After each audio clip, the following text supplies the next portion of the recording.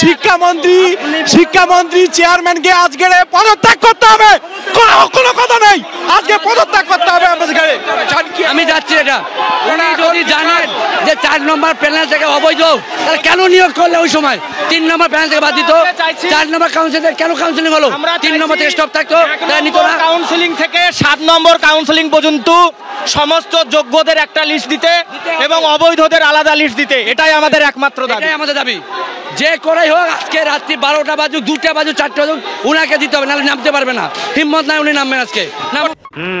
ভেতরে তো বৈঠক চলছে, আপনাদের মূল দাবি?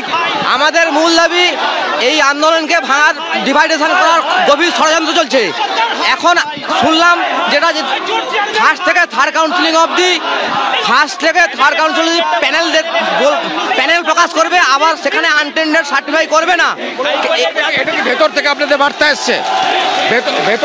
ভেতর থেকে কি আপনারা জানতে পেরেছেন বার্তা এসছে এটা, যে প্রথম 4টে কাউন্সিলিং, 3টে কাউন্সিলিং এর যারা লিস্ট তাদের প্রকাশ করবে, বাকি করবে না? এটা সম্পূর্ণ অন্যায়। দেবাংশু বসাকের জাজমেন্ট অনুযায়ী 19/12/2019 হচ্ছে প্যানেল এক্সপায়ারি ডেট। তার আগে যে কাউন্সিলিংগুলো হয়েছে সবগুলো বৈধ এবং প্রত্যেকের নাম বৈধভাবেই আমাদের পাবলিশ করতে হবে, প্রত্যেকে আনটেন্টেড। এটা সম্পূর্ণভাবে ষড়যন্ত্র করছে। ঠিক বলেছো। আজকের এই কি বলবেন? শুধুই ধিক্কার জানাচ্ছি, আমাদের আনটেন্ডেড সার্টিফিকেট দিতেই হবে, আনটেন্ডেড সার্টিফিকেট দিতেই হবে, আনটেন্ডেডদের সার্টিফাই করতেই হবে। এটা এসএসসিকেই করতে হবে, শুধু সিবিআই করলে হবে না, এটা করতে হবে। না করা অবধি আমরা যাব না, যাচ্ছি না।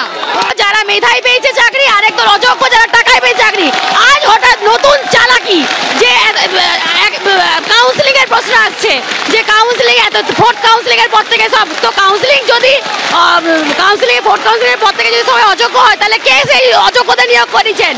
আর সুপ্রিম কোর্টে যখন এতদিন যোগ্য অযোগ্যতা লিস্ট চেয়েছিল, তখন তো আপনি কেন 6000 জনের নাম বলেছেন? আজকে সবাইকে চালাকি করে বোকা বানাচ্ছেন। এসএসসি দপ্তরে কোনো কর্মীকে তারা বেরোতে দেবেন না, তারা রাস্তায় বসে পড়েছেন, কারণ তারা রাস্তায় রয়েছেন, কারণ তাদের আর নতুন করে কিছু হারানোর নেই।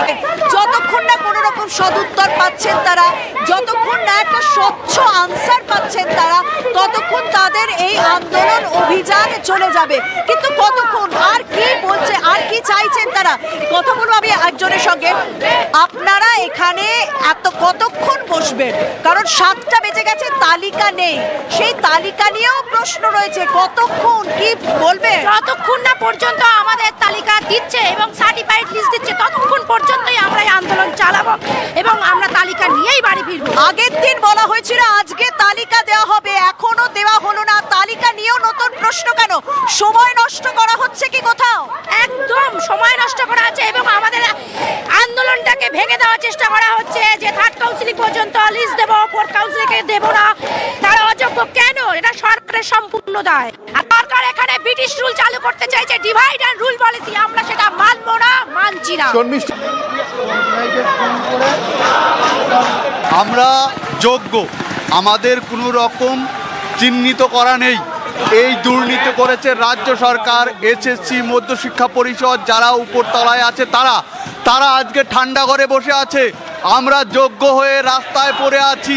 এটা কোন রাজনীতির চক্রে আমরা পড়ে আছি? আমরা আজকে কেন চাকরিহারা? আজকে বলছে তারা থার্ড ফেজ অবধি দেবে, কিন্তু এই এসএসসির বাইরে কি আমরা চাকরি পেয়েছি? এসএসসি তো নিয়েছে, তখন কি মনে ছিল না? আজকে এক এক রকম বার্তা দেওয়া হচ্ছে, এটা আমরা কোনোভাবেই মানব না।